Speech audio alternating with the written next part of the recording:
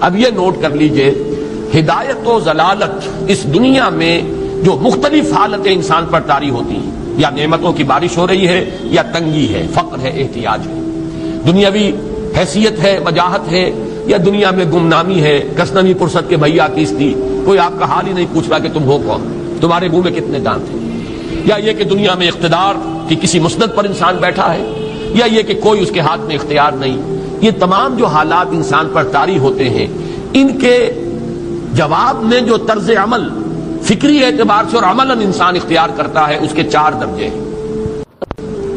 پہلا درجہ ہے انتہائی گمراہی، ضل ضلالا بعیدا۔ وہ کیا ہے؟ اگر عزت ہوئی، نعمتیں ملی، فلاں دیوی یا دیوتا کی نگاہ کرم ہے، اس کی کرپا سے یہ ہو گیا، اور اگر کوئی تکلیف آ گئی، مصیبت آ گئی، معلوم ہوتا ہے کہ فلاں دیوی یا دیوتا ہم سے ناراض ہو گیا، یہ کالی دیوی کی طرف سے کوئی مصیبت آ گئی ہے، یا یہ کہ یہ لکشمی دیوی کی نگاہ کرم ہے کہ ہمیں دولت مل گئی ہے۔ یہ تو ہے شرک۔ شرک ہونے کے اعتبار سے یہ ہے ضل ضلالا بعیدا، انتہائی پستی۔ اس پستی سے اوپر آئیں گے تو توحید کی پہلی منزل ہے۔ عزت دی اللہ نے دی، اگر کوئی تنگی آ گئی، فقر، تکلیف، کوئی ذلت، رسوائی، یہ بھی اللہ کی طرف سے۔ ایک اعتبار سے تو انسان ہدایت پر آ گیا، بڑی گہرائی تھی اس گندگی کی اور اس خباثت کی جو شرک جس کا نام ہے، اس سے انسان نکل آیا، نجاست سے۔ توحید تو ہے، لیکن ابھی اس میں اس کی گمراہی کا ایک ایلیمنٹ شامل ہے، اور یہ گمراہی سے جب تک آگے نہیں آئے گا، اوپر نہیں ابھرے گا، اس کا طرز عمل کیا ہوگا کہ ذرا کچھ مل گیا، عزت مل گئی، پھولے نہیں سما رہے، اب زمین پر قدم نہیں ٹک رہے، گردن اکڑ رہی ہے، کہیں محرومی ہو گئی، کوئی تکلیف آ گئی، کوئی مشقت، فقر آ گیا، اب بجھ کر رہ گئے۔ ان دونوں کیفیات میں انسان کا پینڈولم جو ہے وہ ایکسٹریم کو جائے گا۔ یہ کب ہوگا؟ جبکہ انسان یہ سمجھتا ہے کہ اس دنیا میں جو دولت مل گئی یا عزت مل گئی تو یہ گویا کہ بڑی کوئی قابل فخر شے ہے، اور اگر یہاں پر کوئی تکلیف آ گئی، کوئی مصیبت آ گئی، فقر و فاقہ آ گیا تو یہ گویا کہ بہت ہی اہانت آمیز شے ہے۔ اگر یہ انسان سمجھے گا تو طرز عمل وہ نکلے گا، نتیجے کے طور پر جو میں بیان کر چکا ہوں، یہ گمراہی ہے۔ اس گمراہی سے نکلیں گے تو آپ کس مقام پر آئے؟ دوسری منزل ہدایت کی کیا ہے؟ نہ یہ عزت ہے نہ یہ ذلت ہے، دونوں حیثیتیں برابر ہیں کہ یہ امتحان ہے۔ اسی لیے ان دونوں آیتوں میں ایک لفظ قدر مشترک ہے، اذا مبتلاہ فاما الانسان اذا مبتلاہ ربہ فاکرمہ ونعمہ۔ یہ بھی ایک ابتلا ہے، آزما رہا ہے اللہ، کبھی وہ دے کر آزماتا ہے، کبھی چھین کر آزماتا ہے، کبھی فقر و فاقہ سے آزماتا ہے، کبھی وہ کثرت دولت اور کثرت مال سے آزماتا ہے، کبھی وہ صحت دے کر آزماتا ہے کہ یہ قوت اور توانائی اور صحت جو میں نے دی ہے یہ اس میں کیا کرتا ہے، کبھی وہ مرض کے ذریعے سے آزماتا ہے کہ صبر کرتا ہے کہ نہیں کرتا۔ ہمارے لیے شکوہ اور شکایت تو اس کی زبان پر نہیں آ جاتی، نالا اور شیول تو نہیں آ جاتا، تکلیف جھیلتا کہ نہیں جھیلتا، اس میں تحمل ہے کہ نہیں ہے، تو صبر کرتا ہے یا شکر کرتا ہے۔ یہ دونوں کیفیات در حقیقت اس اعتبار سے مساوی ہے، یہ بھی امتحان، یہ بھی امتحان۔ یہ حقیقت جب سامنے ہوگی، اب وہ پینڈولم جو ہے وہ بہت کم ہو جائے گا، یعنی انسان میں طبعی طور پر تو ایک اثر ہوتا ہے غیر اختیاری، کسی چیونٹی نے کاٹا آپ کے پاؤں پر، آپ اپنا پاؤں ہٹا لیں گے، اس میں کوئی ارادہ نہیں، یہ ریفلیکس ایکشن ہے، غیر اختیاری فعل ہے۔ اس حد تک تو انسان ضرور متاثر ہوتا ہے، اس سے تو کوئی انسان جو ہے وہ بلندتر نہیں ہو سکتا۔ حضرت ابراہیم رضی اللہ تعالیٰ عنہ، حضور کے وہ نومولود فرزند، انتقال جب ہو رہا تھا، آپ کی آنکھوں میں آنسو آ گئے۔ اب یہ طبعی اثر ہے، ایک فعل ہے، انفعالی کیفیت ہے جو بالکل طبعی ہے، لیکن یہ نہیں کہ اس کی وجہ سے انسان کی زبان پر کوئی شکوہ آ جائے، کوئی شکایت آ جائے، یہ نہیں ہوگا، یہ ایمان کے منافی ہے۔ اسی طریقے سے اگر کوئی خوشی ہوئی ہے تو چہرے کے اوپر ایک نکھار آ جائے گا، تبسم آ جائے گا، اس سے زائد نہیں۔ اس حد تک تو یوں سمجھیے کہ انسان کا طبعی تقاضا ہے۔ اس سے زیادہ یہ پینڈولم اگر سوئنگ کر رہا ہے تو گویا کہ اس حقیقت سے انسان محجوب ہے کہ یہ بھی امتحان ہے، یہ بھی امتحان ہے، جو ہم سورہ حدید میں پڑھ چکے ہیں۔ ما اصاب من مصیبت فی الارض ولا فی انفسکم الا فی کتاب من قبل ان نبراها ان ذلک علی اللہ یسیر لکی لا تعصوا علی ما فاتکم ولا تفرحوا بما آتاکم۔ اللہ تمہیں کچھ دے تو اتراؤ مت، اللہ تم سے کچھ چھین لے تو اس کے اوپر افسوس مت کرو۔ یہ نتیجہ ایمان کا نکلنا چاہیے۔ اگر تمہیں ایمان ہے اللہ پر، اگر تمہیں یقین ہے کہ جو کچھ ہوا ہے اللہ کے اذن کے بغیر نہیں ہوا، اگر تمہیں یقین ہے کہ اللہ نے جو میرے لیے طے کیا ہے اس میں میرے لیے خیر ہی ہے، چاہے فی الحال فی الوقت فوری طور پر مجھے ناگوار محسوس ہو رہی ہے بات، لیکن یقیناً میرے لیے اس میں خیر ہے میرے رب کی طرف سے کہ ہر چیز ساقی ما ریخت عین الطاف است۔ ہم تو شارٹ سائٹڈ ہیں، ہم دیکھ نہیں سکتے کسی شے کو، ہم اس کے ظاہر کو دیکھ کر گھبرا اٹھتے ہیں کہ یہ تو تکلیف آ گئی، کیا پتا اسی کے پردے میں اللہ کی رحمت آ رہی ہے۔ میں نے وہ رئیس امروہوی کے اشعار آپ کو کئی دفعہ سنائے ہیں۔ وہ وقت آیا کہ ہم کو قدرت ہماری سعی و عمل کا پھل دے، بتا رہی ہے یہ ظلمت شب کہ صبح نزدیک آ رہی ہے، ابھی ہے کچھ امتحان باقی، فلاکتوں کے نشان باقی، قدم نہ پیچھے ہٹے کہ قسمت ابھی ہمیں آزما رہی ہے۔ رئیس اہل نظر سے کہہ دو کہ آزمائش سے جی نہ ہارے، جسے سمجھتے ہو آزمائش وہی تو بگڑی بنا رہی ہے۔ اسی آزمائش سے تو بگڑی بنے گی، اسی سے تو تمہارا خیر جو ہے اجاگر ہوگا، سامنے آئے گا، پتہ چلے گا who's who, what is what۔ ابو بکر میں کتنا یقین اور ایمان تھا، یہ کیسے معلوم ہوگا؟ کیسے معلوم ہوگا کہ بلال میں کتنا سہار، کتنا تحمل تھا، کتنا صبر تھا، اگر وہ مصیبت ان پر نہ آتی کہ جو امیہ ابن خلف کے ہاتھوں ان پر قیامت ٹوٹ رہی تھی۔ تو یہ ساری چیزیں جو ہے ما اصاب من مصیبت فی الارض ولا فی انفسکم الا فی کتاب من قبل ان نبرأ ان ذلک علی اللہ یسیر لکی لا تأسوا علی ما فاتکم ولا تفرحوا بما آتاکم واللہ لا یحب کل مختال فخور۔ اگر اس حقیقت سے محجوب ہو جاؤ گے تو پھر اختیال اور فخر اور گھمنڈ پیدا ہو جائے گا تمہارے اندر، یا دوسری طرف مایوسی، کمر ہمت ٹوٹ کر رہ جائے گی، خودکشی کرنے کو انسان آمادہ ہو جاتا ہے، ذرا کوئی ناکامی دنیا میں آ گئی، کوئی تکلیف آ گئی۔ یہ ہے در حقیقت تیسری منزل، ہدایت کی دوسری سیڑھی۔ پہلا کیا تھا؟ نہایت ضل ضلالا بعیدا، کوئی خیر مل گیا تو کسی دیوی کی نگاہ کرم، کوئی تکلیف آ گئی تو کسی دیوتا کی ناراضگی، یہ تو ہے ضل ضلالا بعیدا۔ اس سے اوپر آئے، یہ پہلی سیڑھی ہدایت کی ہے۔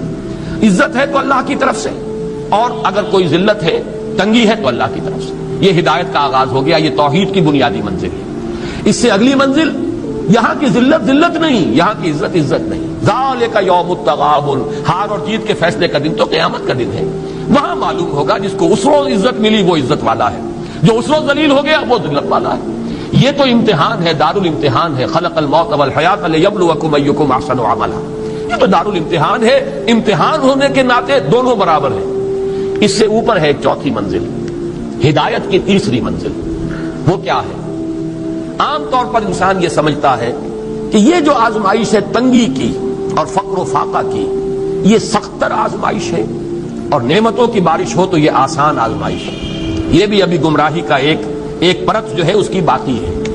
ابھی ہدایت کا جو کامل جو ہوگا انکشاف، وہ کب ہوگا؟ جب انسان اس حقیقت کو جان لے کہ جہاں وسعت ہو، جہاں کثرت ہو، وہ زیادہ بڑا امتحان ہے، سخت امتحان ہے، بجائے اس کے کہ اگر قلت ہے، کمی ہے، یہ کم تر امتحان ہے، یہ کم بھاری امتحان ہے۔ کیوں؟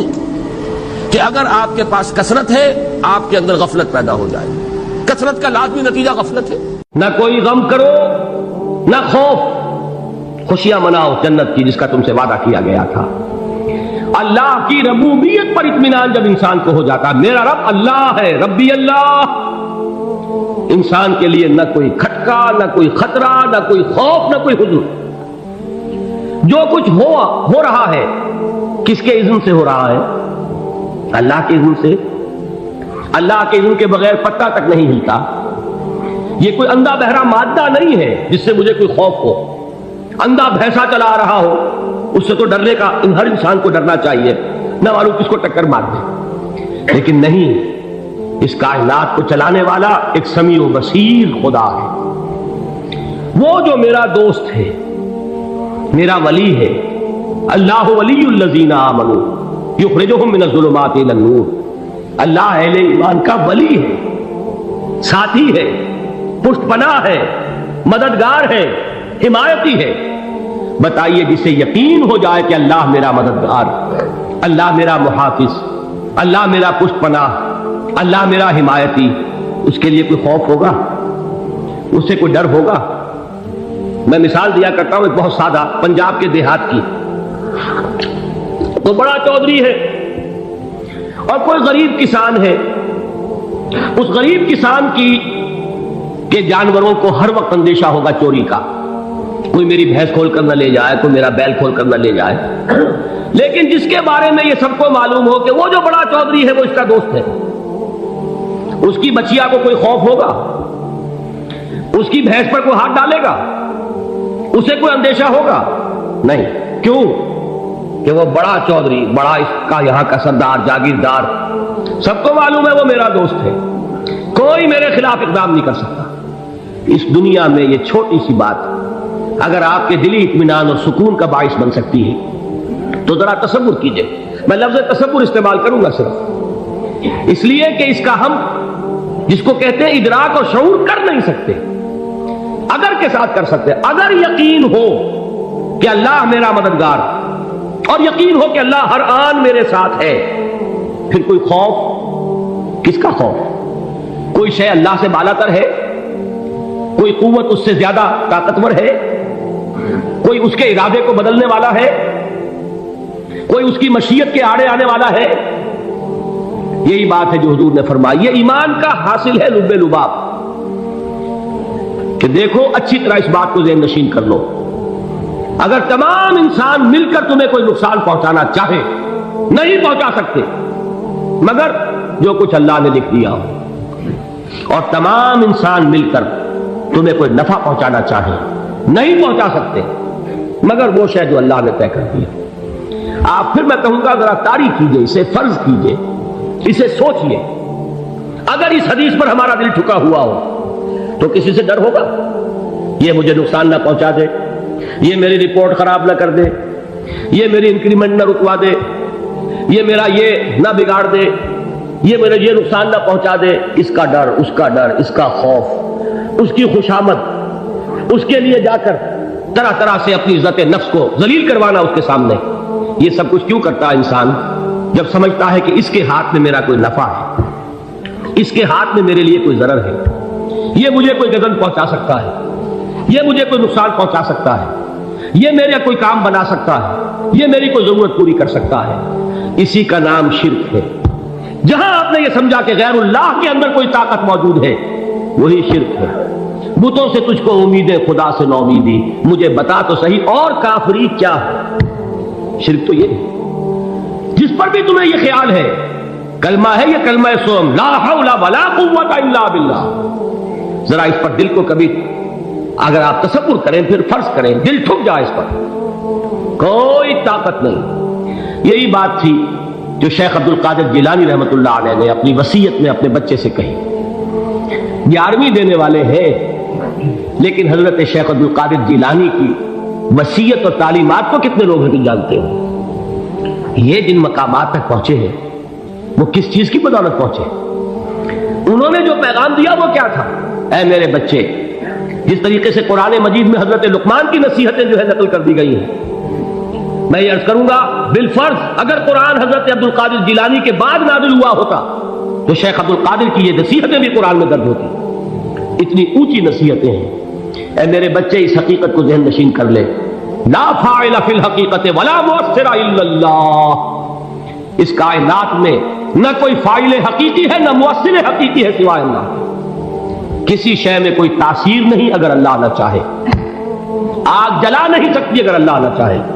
پانی ڈبو نہیں سکتا اگر اللہ نہ چاہے. زہر ہلاک نہیں کر سکتا اگر اللہ نہ چاہے. کوئی چیز فائدہ نہیں پہنچا سکتی اگر اللہ نہ چاہے. تو در در پہ کیوں سر جھکاتے ہو؟ در در پر کیوں جبیں سائی کرتے ہو؟ سب کے سامنے کیوں ہاتھ پھیلاتے ہو؟ ایک اللہ سے مانگو، ایک اللہ کے سامنے زمین پر اپنی جبین رکھو.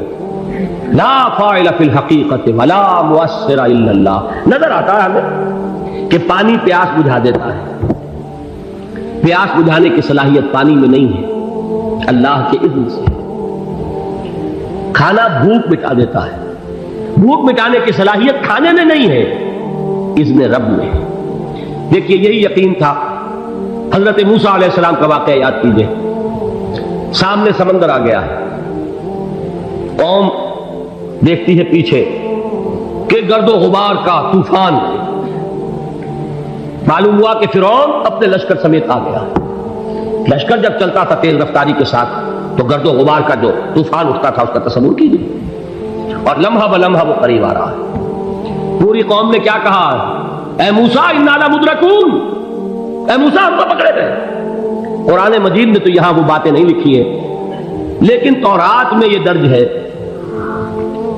کہ بنی اسرائیل جھگڑنے لگے، دست و گریبان ہو گئے موسیٰ کے ساتھ.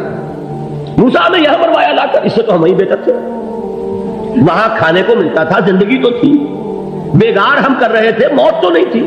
اب جو کچھ ہوگا اس کا تصور کرو، جس طریقے سے ہمارے ٹکڑے اڑائے جائیں گے۔ تو لڑ رہے ہیں حضرت موسیٰ علیہ السلام سے، یہ تورات کی تفصیل ہے۔ قرآن میں صرف اتنا آیا ہے، پریشان ہو کر انہوں نے کہا انا لمدرکون، موسیٰ ہم کو پکڑے گئے۔ اس وقت موسیٰ کا جواب کیا ہے؟ کلا ان معی ربی سیہدین، نہیں، میرے ساتھ میرا رب ہے، وہ راستہ دے گا۔ بتائیے کہاں راستہ نظر آ رہا ہے؟ یہ ہے ایمان بالغیب۔ راستہ نظر نہ آئے تب اللہ پر یقین ایمان ہے۔ جیب میں پیسے ہوں اور تب دل کو اطمینان ہے، تو ایمان کس پر ہوا؟ پیسے پر، اللہ پر نہیں۔ جب وسائل و ذرائع نہ ہو اور پھر یقین ہو کہ اللہ مسبب الاسباب ہے، وہ اسباب کا پابند نہیں ہے، وہ اسباب کا محتاج نہیں ہے، اسباب اس کے محتاج ہے۔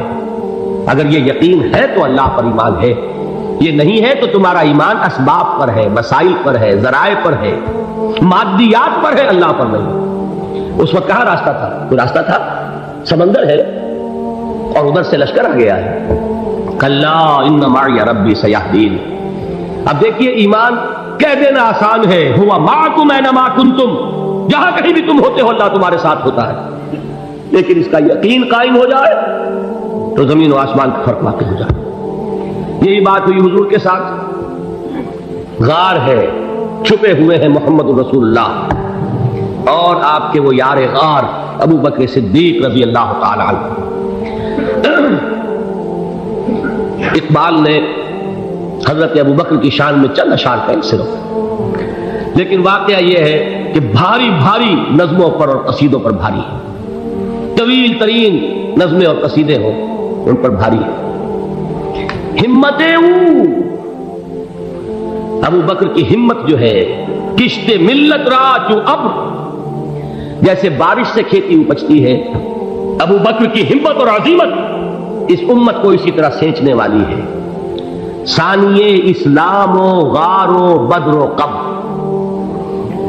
وہ دوسرے تھے اسلام میں، دوسرے پہلے کون تھے؟ انا اول المومنین، حضور فرماتے ہیں سب سے پہلا ایمان لانے والا میں، دوسرے ابو بکر۔ ویسے ہمارے ہاں یہ چلتا ہے اختلاف، حضرت علی پہلے ہیں کہ حضرت ابو بکر پہلے ہیں، لیکن اس میں بڑی خوبصورت تطبیق قائم کی ہے علماء نے اور بہت صحیح ہے۔ چار کے بارے میں فیصلہ ہی مت کرو کہ کون پہلے، ان کی ایک عجیب تقسیم کر دی ہے۔ آزاد مردوں میں، بالغ مردوں میں سب سے پہلے ابو بکر، بچوں میں سب سے پہلے علی، خواتین میں سب سے پہلے خدیجہ، اور غلاموں میں سب سے پہلے زید بن حارثہ۔ بڑی پیاری تقسیم ہے، یہ چاروں ہی پہلے ہیں، ہر ایک کے لیے اولیت ہے۔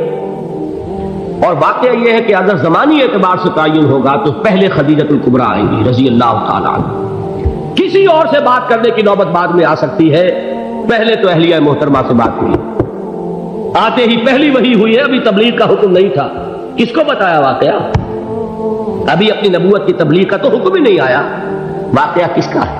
وہ خدیجہ کا ہے۔ جب کہا ہے کہ خشیت علی نفسی، مجھے اپنی جان کا اندیشہ ہے، تو کیا جواب دیا خدیجہ نے رضی اللہ تعالی عنہا؟ وہ صدیقۃ الکبریٰ ہے۔ صدیقات جو ہے خواتین، ان میں چوٹی پر خدیجۃ الکبریٰ ہے رضی اللہ تعالی عنہ، اور صدیق جو مرد ہیں ان میں صدیق اکبر ہے ابو بکر صدیق رضی اللہ تعالی عنہ، لیکن صدیقات میں چوٹی پر۔ جب حضور نے فرمایا خشیت علی نفسی، کیا فرمایا؟ کیا عرض کیا؟ کیسے تسلی دی؟ نہیں، اللہ آپ کو ضائع نہیں کرے گا، آپ غریبوں کے ہمدرد ہیں، آپ مساکین کے تکالیف رفع کرنے والے ہیں، آپ بیواؤں کی سرپرستی کرتے ہیں، آپ مسافروں کی خدمت کرتے ہیں، اللہ آپ کو ضائع نہیں کرے گا۔ یہ یقین ہے اس خاتون کے اندر۔ خیر وہ ایک علیحدہ بات ہو جائے گی۔ میرے دل پر حضرت خدیجہ رضی اللہ تعالیٰ عنہ کی شخصیت کا بڑا گہرا نقش ہے، جو وہ کوئی اور ہی وقت اور موقع ہوا تو بیان ہوگا۔ بہرحال اقبال نے ایک مصرے میں جو چار اولیتیں جمع کر دی ہیں، ہمت کشت امت را چو ابر، ثانی اسلام و غار و بدر و قبر۔ اسلام میں حضور کے بعد پہلے کون؟ ابو بکر۔ غار میں حضور کے ساتھ کون؟ ابو بکر۔ بدر کی رات اللہ کا رسول سر بسجود وہ جھاڑ وہ گھاس پھوس کی جو جھوپڑی بنائی گئی تھی اور وہاں تلوار ننگی لے کر پہرا دینے والا کون؟ ابو بکر۔ اور اس حجرہ عائشہ میں محمد کے بعد سب سے پہلے دفن ہونے والا کون؟ ابو بکر رضی اللہ تعالی عنہ صلی اللہ علیہ وسلم۔ وہ جو معاملہ میں سنا رہا تھا غار ثور کا، حضرت ابو بکر بھی حضور کے خیال سے لرز گئے ہیں۔ آپ کو یاد ہوگا کہ جا کر پہلے تمام جتنے سوراخ تھے انہیں بند کیا ہے، ایک سوراخ رہ گیا تھا جس کو بند کرنے کے لیے کوئی کپڑا نہیں تھا، وہاں اپنی ایڑی رکھی ہے، تب کہا ہے حضور سے تشریف لائیے، اور اپنے زانو پر حضور کو لٹایا ہے، اور وہاں کسی موذی جانور نے کاٹا ہے، حضور کی آنکھ لگ گئی تھی، اس وقت اس بل کے اندر جو بھی بچھو ہے کیا ہے واللہ عالم اس نے کاٹا ہے، اس کی تکلیف کی وجہ سے ابو بکر کی آنکھوں سے آنسو ٹپک گئے، حضور کے چہرے مبارک پر پڑے ہیں تو حضور جاگے ہیں، معاملہ کیا ہے؟ ایڑی نہیں ہٹائی وہاں سے، مبادا وہ جانور وہاں سے نکل کر محمد الرسول اللہ کو کوئی گزن پہنچا دے، ابو بکر کی ایڑی ہے، جس طرح چاہے کھا لے، ختم کر دے، جان نکل جائے تب کوئی آنچ آئے محمد پر تو آئے، لیکن جیتے جی نہیں۔ وہ ہے ابو بکر حضور کے خیال سے، اس وقت حضور نے پھر اپنا لعاب دہن لگایا ہے اور اس سے پھر آپ کی تکلیف ختم ہوئی۔ جیسے خیبر میں حضرت علی کی آنکھ دکھ رہی تھی، اس کو جو شفا حاصل ہوئی ہے وہ بھی حضور کے لعاب دہن سے ہوئی۔ تو بہرحال اس وقت انہوں نے کہا ہے کہ اے نبی یا رسول اللہ، اگر اس وقت ان میں سے کسی نے غیر ارادی طور پر بھی اپنے قدموں کی طرف جھانک لیا تو پکڑے جائیں۔ کیا جواب تھا اللہ کے رسول کا؟ لا تحزن ان اللہ معنا، اللہ ہمارے ساتھ ہے، کیوں گھبراتے ہو ابو بکر؟ یہ ہے ایمان باللہ، میرا مالک اللہ، میرا رازق اللہ، میرا محافظ اللہ، میرا مددگار اللہ، میرا پشت پناہ اللہ، میرا دوست اللہ۔